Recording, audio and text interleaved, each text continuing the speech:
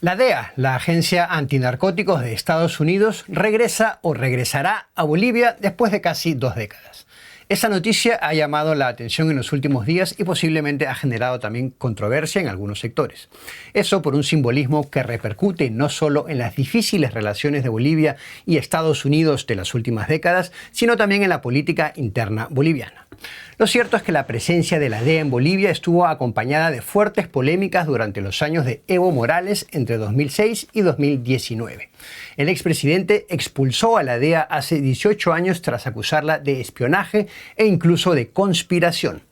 Esa hostilidad se tradujo también en la ruptura de relaciones diplomáticas entre Estados Unidos y Bolivia y está enmarcada en una desconfianza histórica de gran parte de la izquierda latinoamericana hacia Washington por acusaciones de una injerencia que casi encarnaban organizaciones como la DEA, la CIA o incluso la Agencia de Cooperación de Estados Unidos, USAID.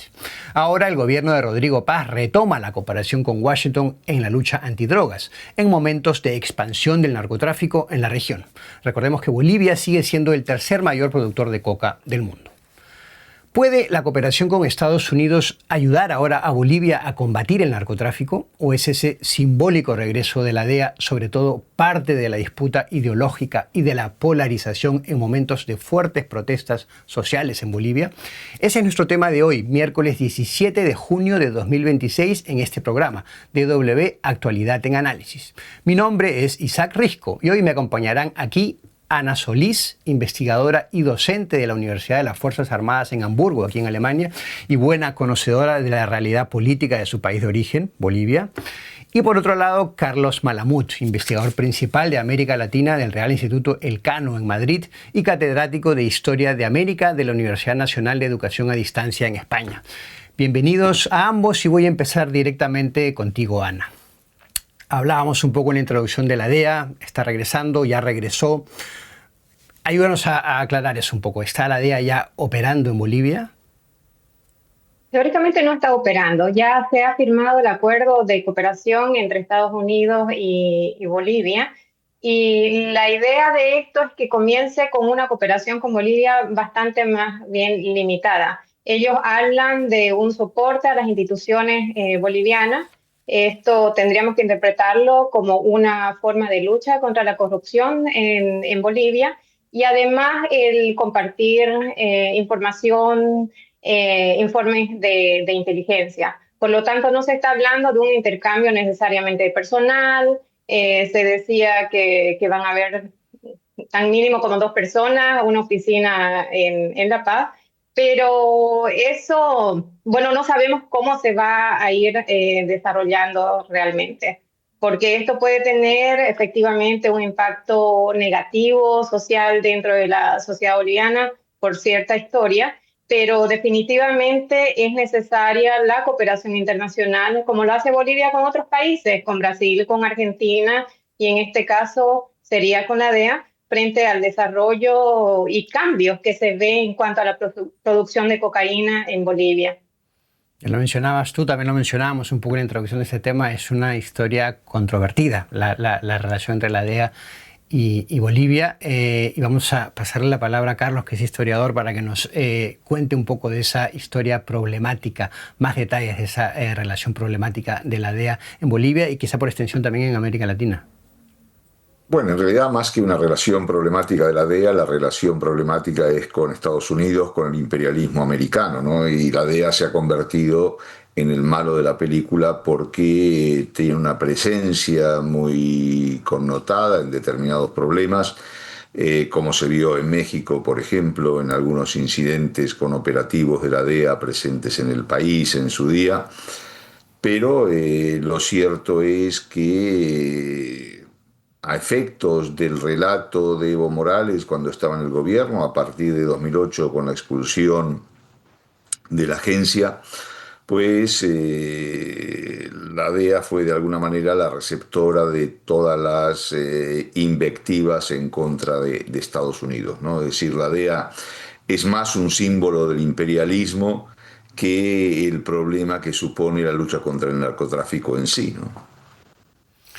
Vamos a intentar trasladar esto un poco a la actualidad. Ana, para hacer esa lectura política actual, ya hablabas tú de una operación limitada por quizá por temor un poco a que se encienda eso por esta historia con la DEA.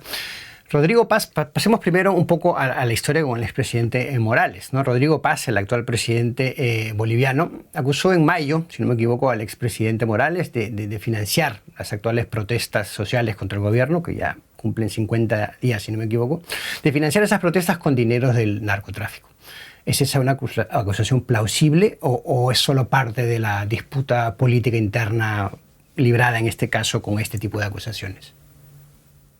Mira, te lo voy a responder de esta manera. Son 47 días ya de paro, de bloqueo en 6 de los 9 departamentos en Bolivia. Eso tenés que tener de alguna manera los recursos para poder sostenerlo, definitivamente. Y otro aspecto que hay que tener en consideración es que Evo Morales viene precisamente, su carrera política lo hace desde dirigente cocalero, dirigente de este sector del Chapare, y que ahí hay que distinguir, hay 4 tipos de hoja de coca, pero la principal hoja de coca que es para el consumo y todo el contexto cultural que tiene la hoja de coca viene de la región de los Yungas, que es en el norte de La Paz.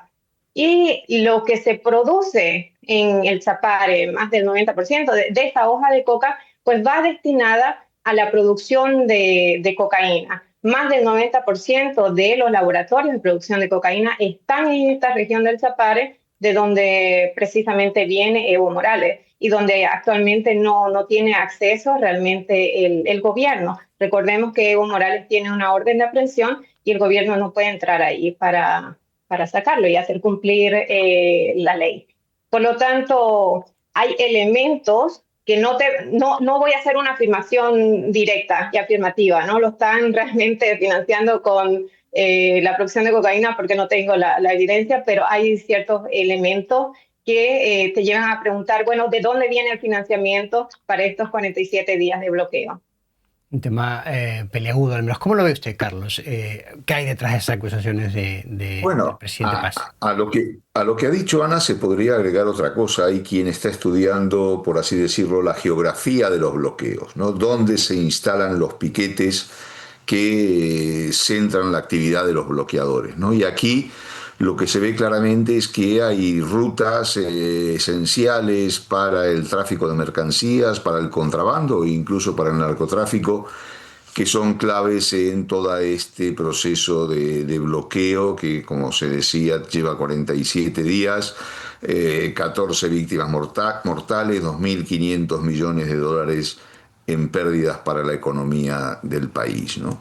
Yo creo que sí que es bastante plausible que la afirmación de que el dinero del Chapare, el dinero del narcotráfico, esté detrás de alguna manera de estos bloqueos. Recientemente Morales insistía en que no va a haber cansancio de los bloqueadores, aunque el desgaste ya es evidente, y que no iba a haber desgaste de los bloqueadores porque se iba a recurrir a una política de turnos, es decir, establecer 3 turnos a lo largo del día para que los bloqueadores pudieran descansar, pudieran reponer fuerzas, y esto evidentemente se tiene que financiar con dinero, con mucho dinero. Son muchos los puntos de bloqueo, inicialmente fueron más de 100, y aquí el número de personas en cada uno de estos puntos es elevado, es considerable, y hay que estar atentos precisamente a ese dato, ¿no? Es decir, como se dice en relación generalmente con el narcotráfico, el rastro del dinero siempre es importante. El rastro del dinero, la presencia del narcotráfico en la política. Entiendo que aquí no podemos o no queremos hacer una acusación directa porque simplemente nos faltan las pruebas. Pero vamos a hablar del narcotráfico en la política y de otro actor político central, Ana, que es el vicepresidente Edman Lara, que se ha convertido en estos meses gobierno casi un opositor más. Él se mostró crítico con el regreso de la DEA, sugiriendo incluso en sus declaraciones que eso podría alimentar la corrupción, ¿no? o ayudar a esto, ¿no? ¿Puede haber algo en las acusaciones de Lara sobre la presencia del crimen organizado en el aparato estatal boliviano hoy en día? Bueno, sabemos que el crimen organizado, el narcotráfico en Bolivia está hace décadas, desde la época de Evo Morales, eso definitivamente que está ahí presente. Ahora, el tema de Lara es que es un populista que se ha convertido en oposición dentro del gobierno y que no se ha dado cuenta que ya su rol no es hacer TikTok o videos para tener cierto apoyo, sino que el éxito que tenga el gobierno también será parte de su éxito. Si él sigue apoyando de alguna manera a esta situación ahora en Bolivia, haciendo oposición en vez de apoyar al gobierno, pues está fallando, no sé cuál es su estrategia o cuál es su fin, ya que sabemos que estos grupos radicales, que son minoría y que están bloqueando Bolivia, lo que están pidiendo es la renuncia del presidente Paz. Si su cálculo es quedar como vicepresidente, Bolivia entraría en un caos. Por lo tanto, estamos hablando de grupos radicalizados que están pidiendo la renuncia de un presidente constitucional bajo un proceso democrático y que cualquier renuncia solamente llevaría al caos. Eso no significaría automáticamente que Lara asumiría la presidencia. A eso me refiero, que tal vez está haciendo mal sus cálculos. Y por lo tanto, vos ves este tipo de declaraciones que no hacen realmente sentido con lo que está pasando en Bolivia y con lo que debería ser su responsabilidad como vicepresidente del país. Lara parece que juega su propio partido aquí en la política boliviana, ¿no? Desde hace varios meses.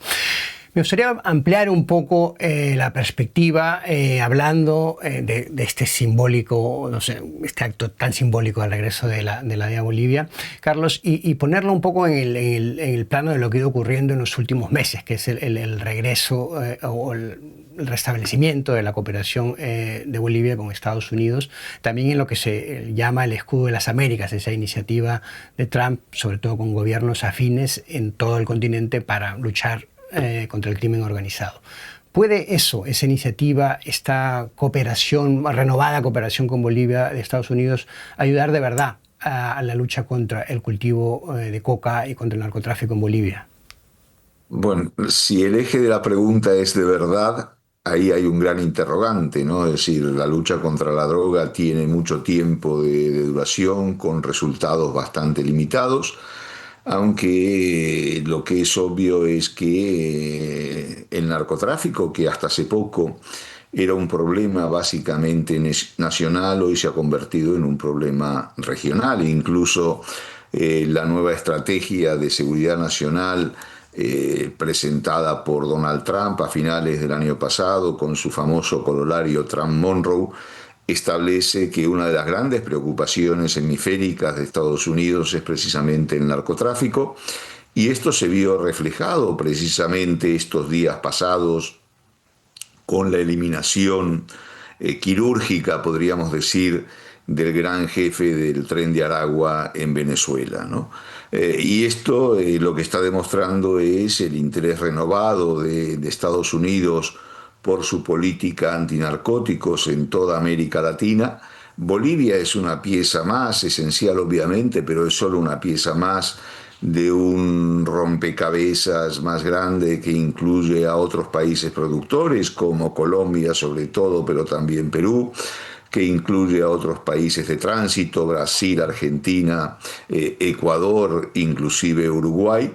Y esto obviamente nos pone en un panorama o en un escenario en el cual, desde la perspectiva de Estados Unidos, se considera que la presencia en Bolivia es importante, pero también desde Bolivia, con el cambio de gobierno a partir de las últimas elecciones ganadas legítimamente por Rodrigo Paz, se abre un compás de espera en donde los cambios de alianza después de largo periodo de gobiernos del MAS son necesarios, donde hay que renovar los vínculos con Brasil y con otros países vecinos como Argentina, pero también donde hay que renovar los vínculos con Estados Unidos, ¿no? Y esto aparece capital en un momento en el cual la economía estaba pasando por un deterioro bastante serio. Recordemos que en los meses previos a la convocatoria de las elecciones la crisis económica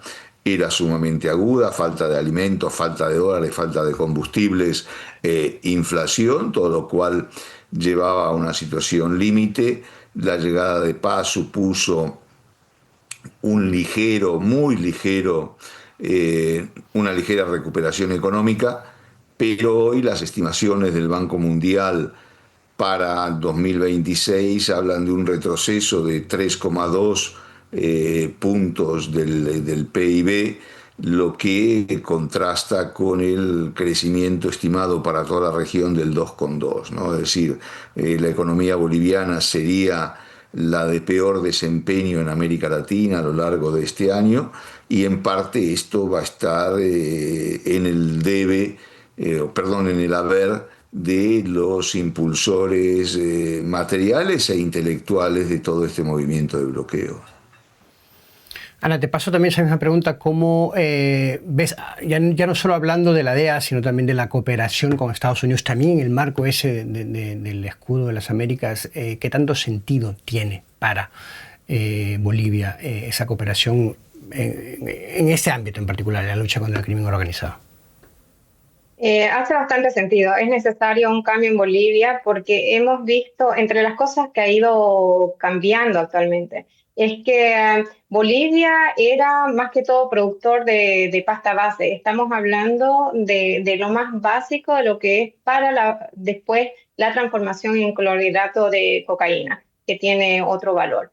Tenemos presencia de mafias o grupos productores extranjeros, sobre todo se habla del Comando Verbelo en Bolivia y otros, donde se han instalado laboratorios mucho más sofisticados, donde Bolivia ha pasado a ser también productor de clorhidrato de cocaína. Se han abierto nuevas rutas también de exportación de la droga. Ves una expansión en el territorio boliviano de la producción de coca, ya no solamente en el Chapare, sino que también en zonas más al este de Bolivia, donde estamos hablando de zonas protegidas, parques nacionales, también en Tarija. Las rutas tradicionales que tenían era de Chile, Brasil, Argentina, ahora también por el Paraguay, rutas hacia el Caribe. O sea, estamos hablando de una mucho más especialización, y no queda ahí, sino que todo lo que significa como crimen organizado, ¿no? Todo lo que va a significar que hay muchas más ejecuciones, ajustes de cuenta, una criminalidad mucho más grande en Bolivia. Y por lo tanto es necesario una mayor cooperación internacional, y en este caso con la DEA, para frenar esta situación, ¿no? O esta tendencia hacia donde está yendo Bolivia. Carlos, mirando otra vez a Estados Unidos, decimos, bueno, esto tiene sentido como para la lucha contra el crimen organizado a nivel regional, pero no es ese sesgo ideológico que le parece estar dando Donald Trump a esta alianza, a esta lucha contra el narcotráfico, un impedimento más. Decimos, si Colombia es un actor central, estamos de acuerdo que es un actor central en la lucha contra el narcotráfico, tiene un gobierno de izquierda, bueno, eso puede cambiar ahora después de las próximas elecciones, pero partamos de la realidad actual, y si el gobierno de Trump no pacta por motivos ideológicos o por discrepancias o por peleas directas con Colombia, eso merma al final el potencial de la cooperación. ¿Es así, Carlos? Bueno, lo que hay que tener presente, por un lado, es que más allá de la retórica, la cooperación, sobre todo en materia de lucha contra el crimen organizado, especialmente el narcotráfico, aunque hay otros mercados ilícitos a los cuales vale la pena no perder de vista, entre Colombia y Estados Unidos, continuó en estos años con algunas dificultades, pero continuó. Recordemos que en un momento determinado el presidente Petro elevó el tono de voz contra Trump, pero luego rectificó y se reacomodó toda la relación. y esto a partir del domingo 21, cuando tenga lugar la segunda vuelta entre Iván Cepeda y De la Espriella. Todas las encuestas le dan la victoria a De la Espriella, inclusive las más próximas a Iván Cepeda. Esto evidentemente cambiaría, y sobre todo en el contexto de ese giro a la derecha tan generalizado que estamos viendo en estos momentos en América Latina, ¿no? Es decir, si se confirma la victoria de Fujimori, y todo el escrutinio parece que va en esa dirección. Si se confirma, lo veremos el 21, el triunfo de De la Espriella, y pendientes de lo que pueda ocurrir en octubre próximo en Brasil, ese giro a la derecha en América Latina tendría un vigor renovado, lo cual sitúa la posición de Bolivia en el marco del escudo de las Américas en un contexto obviamente más complicado, por así decirlo, ¿no? Es decir, pero pensemos que en ese escudo de las Américas no solamente están presentes gobiernos como el de Daniel Noboa o el de Nayib Bukele en El Salvador, sino que inclusive gobiernos de centroizquierda, como puede ser el de Alvarado de Guatemala, también tienen una presencia ahí en función de sus propios intereses nacionales, ¿no? Es verdad que la presencia de Trump ideologiza absolutamente este debate, pero es un debate que tiene raíces en la realidad mucho más complejas que la propia ideología de Donald Trump. Pero también hay cierto pragmatismo dentro de las Juegos de las Américas, con el caso este que nos mostraba como de Guatemala, ¿no? Quiero terminar volviendo a Bolivia y el caso boliviano, que es una pregunta que dirigiré a ambos. Empiezo por ti, Ana. ¿Puede esa cooperación reforzada o renovada con Estados Unidos, ya sea solo como narrativa, alimentar esos conflictos sociales o esa polarización que estamos viendo en Bolivia ahora?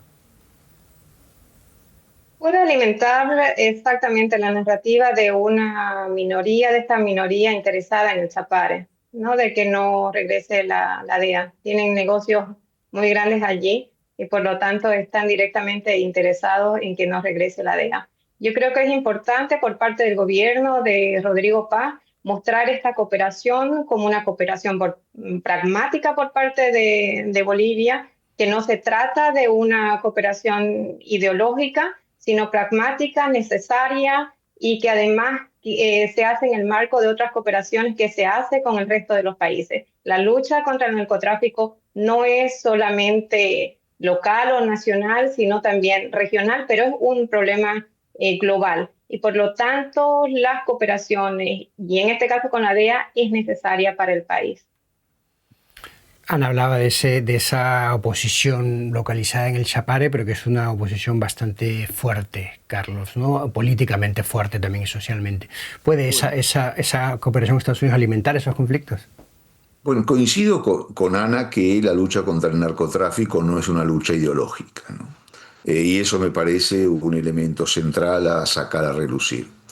Ahora, sobre tu pregunta, Isaac, sobre cómo puede afectar esto la lucha política e ideológica y si avivar o no conflictos sociales en Bolivia, yo creo que sí va a afectar el relato, y cómo va a afectar la realidad va a depender en buena medida de cómo se dirima, cómo se solucione en los próximos días, aparentemente, toda esta situación creada por los bloqueos.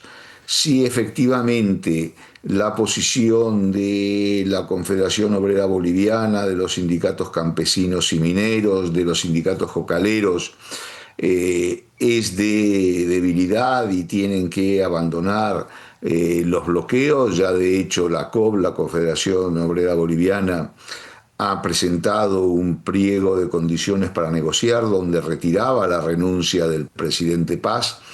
Si esto se confirma y si los bloqueos se levantan en los días inmediatamente siguientes, pues lo que veremos es un fracaso generalizado de estos movimientos sociales, a los cuales les va a costar enormemente rearticularse y volver a tener una centralidad en la vida política boliviana, ¿no? Es decir, de alguna manera lo que no hay que perder de vista es que este bloqueo es una jugada desesperada de Evo Morales por resistir a su pérdida de influencia, por resistir a lo que puede ser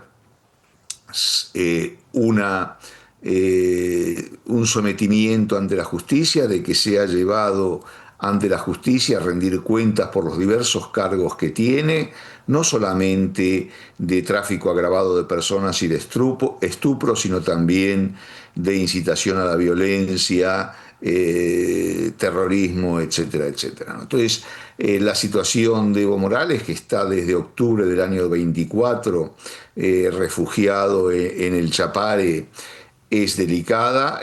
Solo mirar lo que le ocurre a su amiga Cristina Fernández de Kirchner, que lleva un año prácticamente en un arresto domiciliario en Buenos Aires, es un llamado de atención para su propia persona. Yo creo que Morales está pasando un momento de declive muy agudo, casi permanente, y que este es de alguna manera el último coletazo que está intentando dar para no perder el poder y sobre todo intentar de alguna manera la inmunidad que le podría dar, llegado el caso, la convocatoria de nuevas elecciones, que es lo que está buscando en definitiva. Seguro que en las próximas semanas... ¿Y quieres agregar algo, Ana? No, efectivamente, concuerdo muy bien con el análisis que hace sobre el rol que está jugando aquí Evo Morales con los bloqueos en Bolivia. Seguro que en las próximas semanas o meses veremos un poco cuál es el futuro político de Evo Morales y también vinculado con eso posiblemente las protestas sociales en Bolivia. Estaremos seguro que muy pendientes de esas propuestas en este canal, posiblemente en este programa o en otros. Me encantaría volver a saludarlos en algún momento a ambos. Por ahora me despido agradeciéndoles mucho esta charla de hoy, ha sido muy interesante. Gracias a ambos, a Ana Solís y a Carlos Malamud. Y les recuerdo brevemente a nuestro público al despedirnos que este programa también es un podcast y que se puede oír en Spotify, Apple Podcasts o en otras plataformas en donde escuchen sus podcasts. Ahí los esperamos. Muchas gracias a ambos y hasta una próxima ocasión. Muchas gracias, Zach.